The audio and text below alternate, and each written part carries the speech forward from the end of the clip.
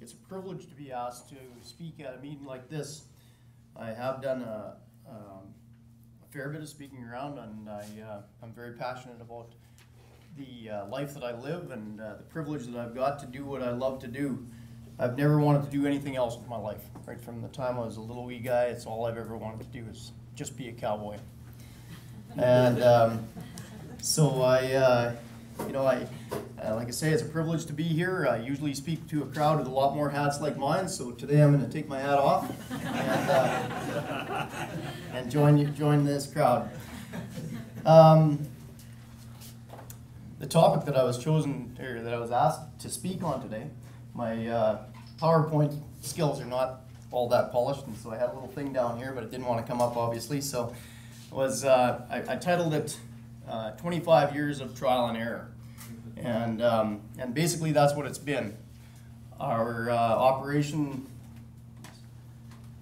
my folks always had the goal of building an operation that could have whichever one of their children come back into it that wanted to.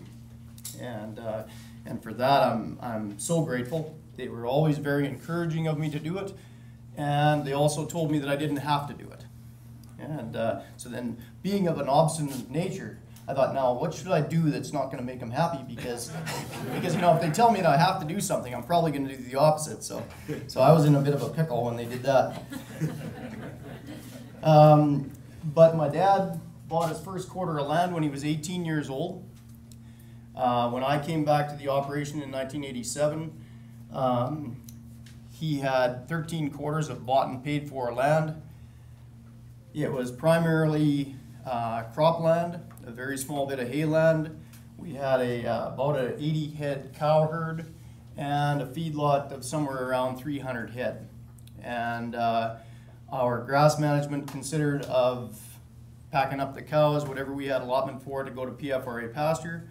And of course we summer followed in the day, and being in the parkland with lots of sloughs, they went across the summer follow, whatever stayed home, and that was grass management. So I guess I kind of came into managing grass with as a bit of a blank sheet of paper. And my dad is a VOCAG grad, and of course, being in his shadow and wanting to be with him every waking hour, I too was a VOCAG and took a great deal of value from it. And it was really a great starting point for me, because it just made me realize how much I had to learn. I continued on, and I went for one more year thinking I might pursue my degree in agriculture, and decided not to after a year, and did some traveling around the world, and then went back home full-time. This little picture kind of sums up my philosophy on why I do the things I do, hoping that I can work with Mother Nature as much as I can, building in some insurances. We're a mixed operation, farm about 3,000 acres, and I'll get on to a little bit more on land use, but this is sort of a typical year for us. Calving in this time frame when we're not growing a lot of forages. We calve on stockpile grass, and the calf in May still doesn't need a lot. We start calving about the 26th of April, so it's basically done in May and June. And then come June, of course, then mom is producing a lot of the energy required to grow that calf, plus flushing out to start breeding in the middle of July. And my ultimate goal with the cows is at the end of October into November that my cow is the fattest body condition that I can possibly get her into throughout the year. Ultimately put a haystack on her back. So that then I can manage that back fat just like Mother Nature does in the deer. That's a picture of our land base. This is our yard.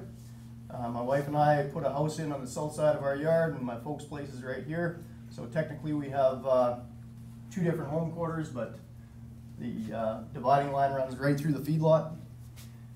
Dad's package of land when I came home. consisted of there, sorry, there, down, right there. 13 quarters, and like I say, bought and paid for land, bought and paid for line of equipment. My dad's my hero. He, you know, he went through some very good times in the 80s and the late 70s, and the grain did it for him. And so when I came home, and I'm going to be a cowboy, and I'm making all these changes, my dad and I butt heads quite a bit. Yeah, but we still had quite a few things in common, and we've gotten along, and we're very good friends today. But we've, at this time in my life when I came back home, I had some preconceived notions about grazing, and that grazing land was grazing land, farmland was farmland, don't cross the line. And I was very fortunate I was a pasture cowboy during university and rode the PF pastures. And quite frankly, I got fired off my first PFRA job, which I thought was the end of the world. But it was the best thing that ever happened to me, because I went to work for Wyatt Swanson. And there have been a number of people who have been a great influence in my life, of course my dad and my mom, but Wyatt Swanson, whom I know that many of you know, was a huge influence on me. Wyatt was a think outside the box guy, grazing pure alfalfa, doing all kinds of really innovative things in the parkland up in that Provost country. And so what was devastating to me as a 18, 19-year-old kid that always wanted to be a cowboy became the best thing that ever happened to me. So I started a package of grazing land up north of Yorkton, and over the course of about a dozen years, I put together 6 quarters of grazing land, and I started a rotational grazing system, and we started going from there. I planted my first forages on farmland, which started to be a bit of a contentious issue because that farmland grows canola, and canola makes money. And so converting farmland to grazing land was a challenge, but I believed in it. I saw it happen, and we went with it.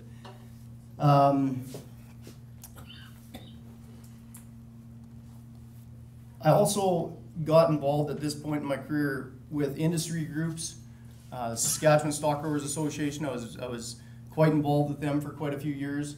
You know, as much as we have differences, I met some fantastic people who all helped in shaping the business that I've built today. As well, I got involved with some of the forage groups. Dad was still very active in the farm. Still, you know, he encouraged me to go out and get involved in industry, and so I did. And you know, what an education it was, a huge education for me. Basically, when I would get around to conferences and grazing conferences and meet the people, and you really find out how much you don't know. And one of the things that I really like about coming to things like this is the knowledge that I go home with, that I can put another little piece into my puzzle. There have been people who have been so influential. You know, I've said my dad and Wyatt, but Bud Williams, there's life before Bud and there's life after Bud for Duane. And it is exactly that defined. Bud Williams was another person who you know, you can always want to be a cowboy, but if you're not doing it right and your animals don't like what you're doing with them, life can be not very much fun sometimes. And Bud taught me how to really enjoy my stock and how to really enjoy the people that I'm working my stock with. And when we work stock, we're having fun. And having fun with my stock makes me money, and that makes me happy. But other people I've taken pieces from too. I mean, Jim Garish, Dick Diven, Gerald Fry, Alan Nation, and I'm also a student of the holistic management system. I'm not a crunchy granola guy.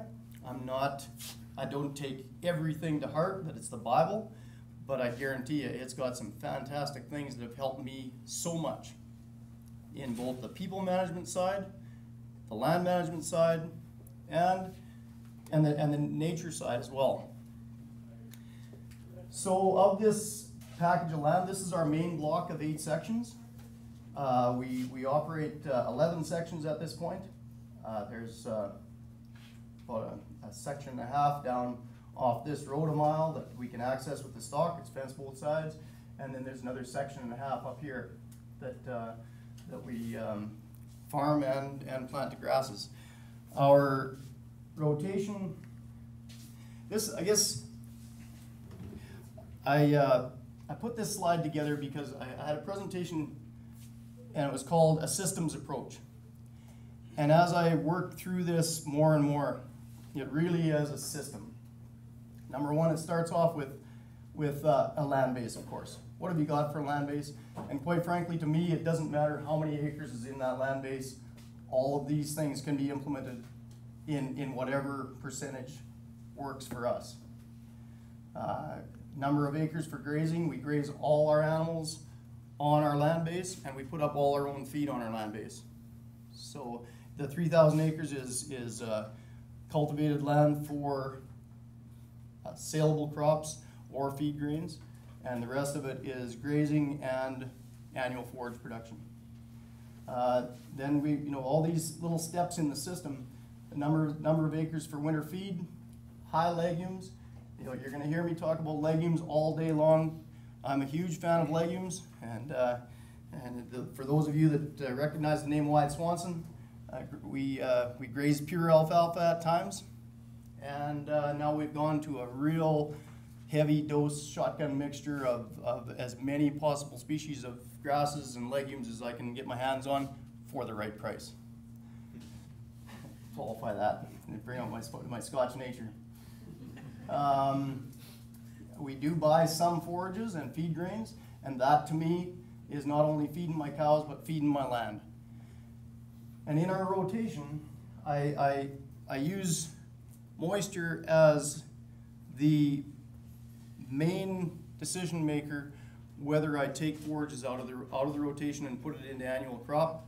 If it's a good moist year in August, I'll take out a percentage of forages. This year I'm going to take out a whole section because we're good and wet. We're more than good and wet.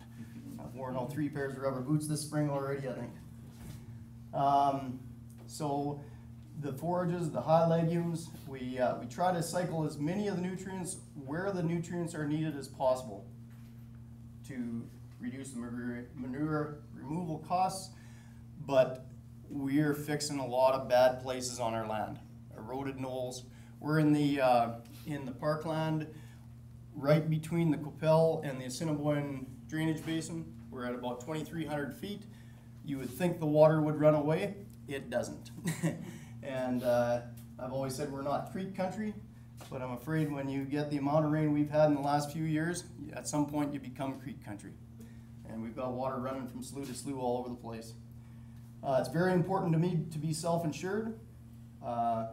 Things that I feel that I can do to be self-insured. I have a very flexible weaning date. I graze my neighbor's annual cropland. I can run yearlings, which can be sold at any time, and the forage is used for the cows. My annual cropland can be used as feeding or grazing. If it really gets bad, it wouldn't hurt my feelings to sell 1 in every 2 cows. It would probably improve my cow herd dramatically. The alliances kind of goes along with working with my neighbors. And I want to be ahead, at least I want to have a half a year of forages sitting there so that I don't run into the same wreck that everybody else does and have to sell animals into a depressed market. The acres and annual crops. This is when it got my dad excited. When we grew our first 50+ bushel crop of canola on former alfalfa land. That gets a guy excited when it's over $600 an acre. And that's exciting. It was really exciting. It really becomes fun. But with that, on that piece of land, I increased the organic matter by 2%. Now you can talk about all kinds of things in the dirt. It all boils down to the dirt for me. And there's all kinds of numbers and everything else. But in our area where organic matter is 4%, and I can go to 6%, I get excited about that. And the smell of that dirt and the activity in it and the bioactivity within the soil, it's really exciting. I was direct seeding oats into my alfalfa stubble, and my son was with me the first year we were doing it, and I said, Cole, come here, you gotta smell this. And I get out and I pulled up the dirt and I said, look at that, isn't that great? He looks at me and he says, Dad, it's dirt. And I'm boiling over, right? Because this is dirt. Like, it's great. He's right, it was dirt. But it was, I mean, you just know that broke up dirt. And then when you do the soil test and you see that it's gone up 2% organic matter, I was excited. And then, of course, number of animals that we run on it. So the beginning of the season, we try to get the cows out. Well, we do get the cows out onto stockpile grazing. I like to have about 600 acres that's sitting there with stockpile grazing in paddocks, so that I have at least 2 moves prior to them going out into the summer run. And so we tramp a lot of grass, they eat a lot of the grass, but boy, when we get 10 inches of rain from the 1st of April to now, I can still get out there with feed on that sod. It's an absolutely wonderful asset to have a good solid bit of sod that I can get out and have cows on, not wallowing in mud. There's our forages. We can grow grass. My dad and I love canola too because it makes money.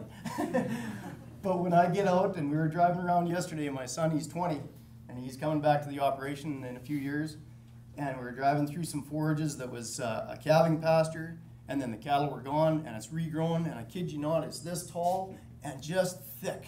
And there's ducks flying up out of it, and there's songbirds in it, and the biodiversity is just, and you're right, after I move those cows out of there, right now there's 900 and some odd pairs running on 80 acres. When I move them out of there, it's more akin to this floor than it is to that. But give it 2 weeks, and it just comes to life. And we've tramped a bunch of biological matter down, and our organic matter is going up. This time of year is so much fun to me. But, like I mentioned to you, we grow high percentage legume pastures. And there's, Mother Nature has a wonderful way of humbling us when we're doing that. Because we know there's a little B word that puts the surrender leg up in the air, and you can spot it from half a mile, and your neighbors can spot it from 1.5 miles. And yeah, bloat is a reality, and it's a cost of doing business. But the guys that tell me that I hate that alfalfa and clovers because it causes bloat is like, I'm going to use a name that most of you know because we're of the same vintage. It's like saying that you don't like Farrah Fawcett because her feet are too big and her hair is too long.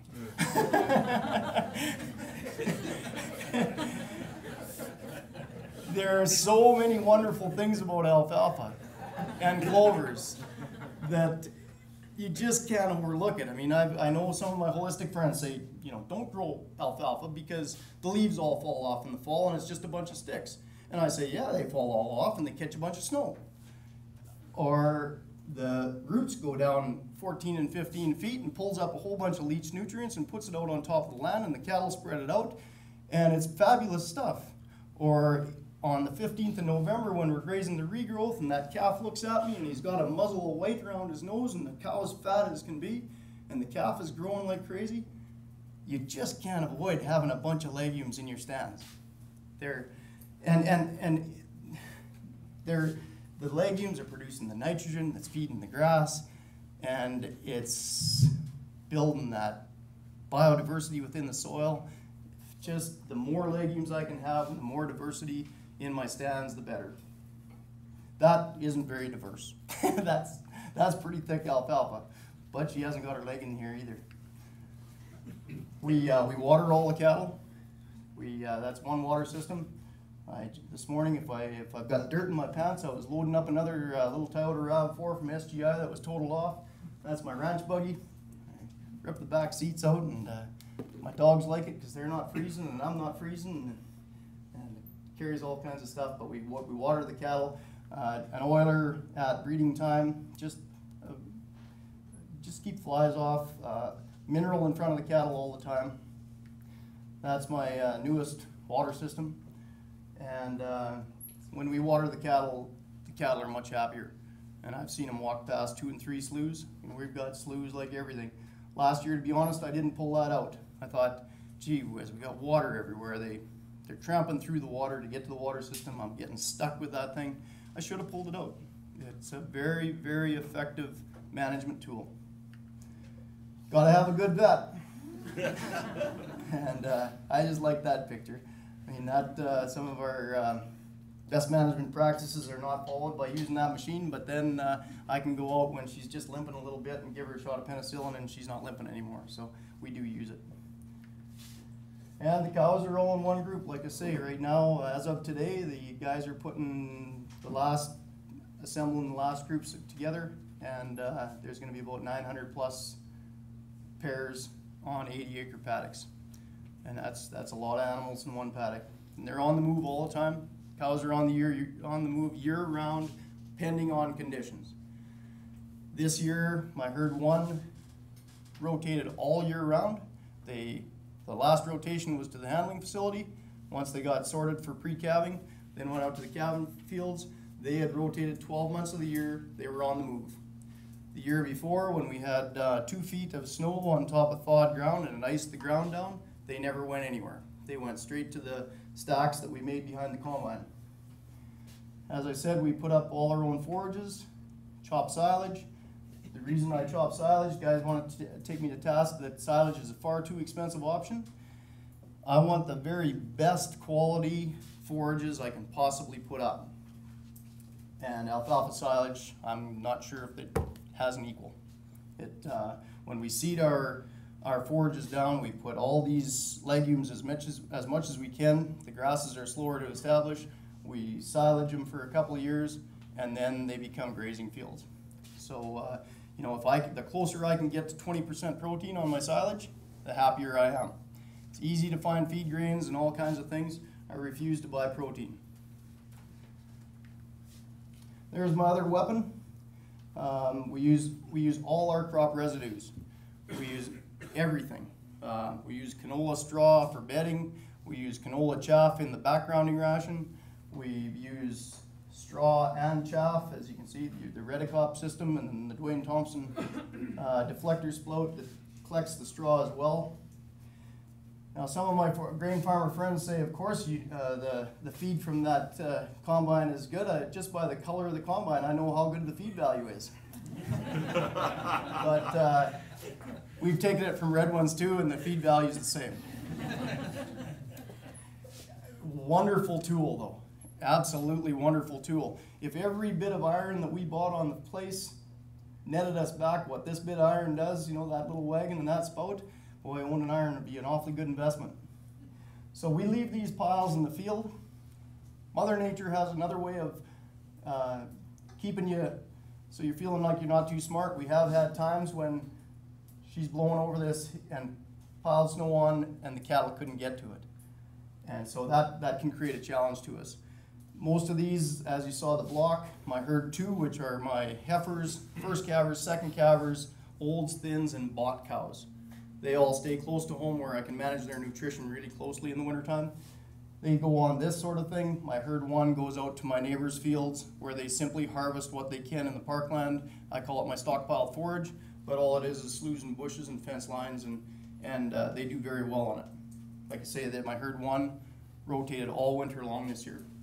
And we're supplemented 3 days a week in February and March, and then went into the calving fields. There's my fencing crew in the winter, and sometimes they aren't smiling like that.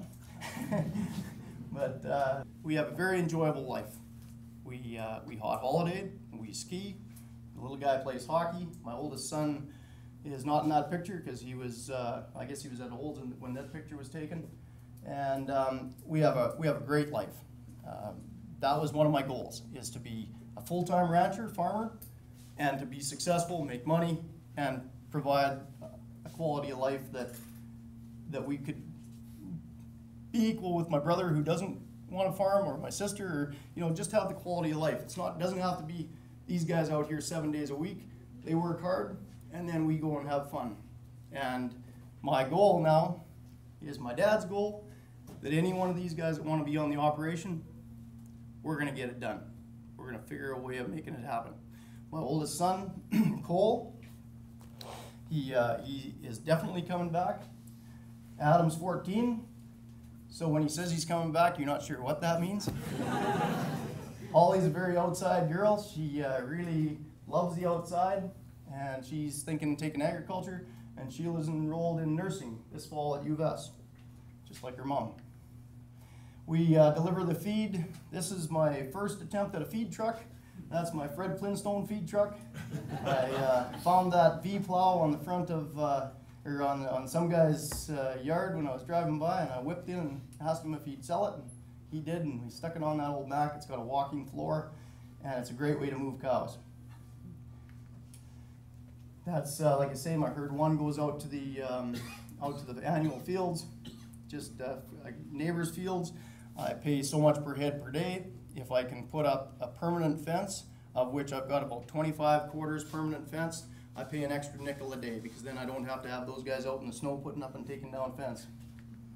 My herd two, of course, like I said, they stay closer to home. They're on the chaff piles. We supplement with whatever we've got, and whatever the nutritionist says you should supplement those cattle with.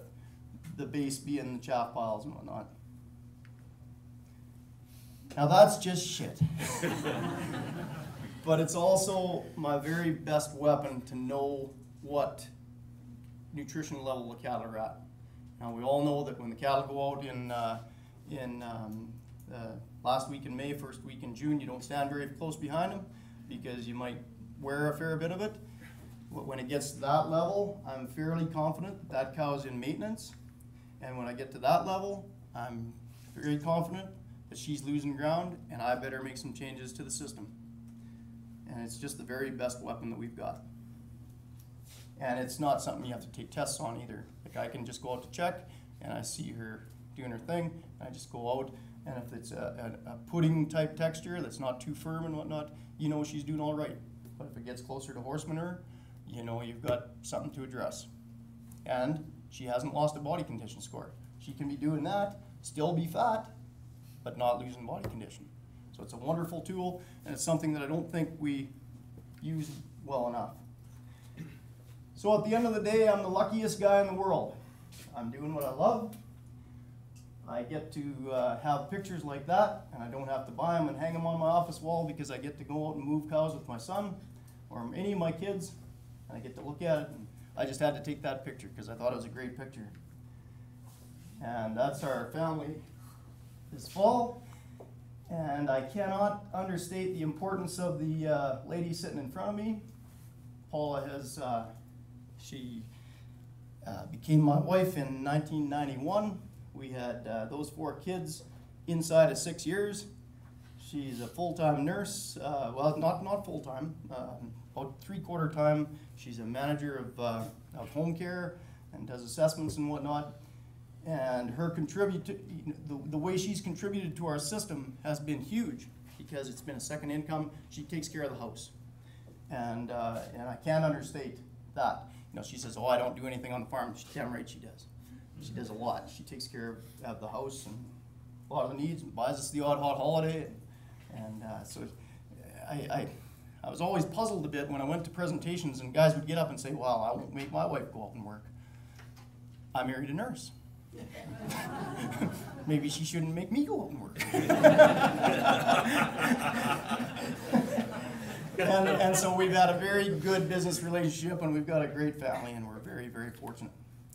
And with that, I'd just like to thank you, and again, thank you for having me here today, and I hope I covered off what you intended me to cover, and that's my story in a nutshell.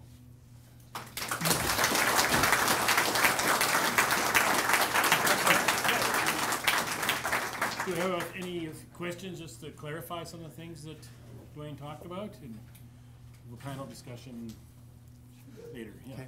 Okay. Oh, go ahead. Okay. Looks like you got a ton of wetlands all through your list. Oh, we do. You must produce a lot of waterfowl. How does that work for you? Is it, you have to kind of work around it, or is it an asset I'd have to say it's an asset. You know, it has another word that has ass in it in the last few years when it's been too wet. It's been a pain in the ass. but I mean, when you've got a bunch of cows, one thing I didn't mention is that through an Ag Canada program, that whole block of 8 sections is all plowed in with a water riser in the middle of every quarter. So though I've never had to turn the tap on, because we've used the wetlands, we suck water out of them. Yeah, I mean, when you're in the cow business, having water around, I can manage mud. I can't manage dust. Yeah. Probably part of your insurance program. You betcha. You bet. But it did create some real challenges for us this year.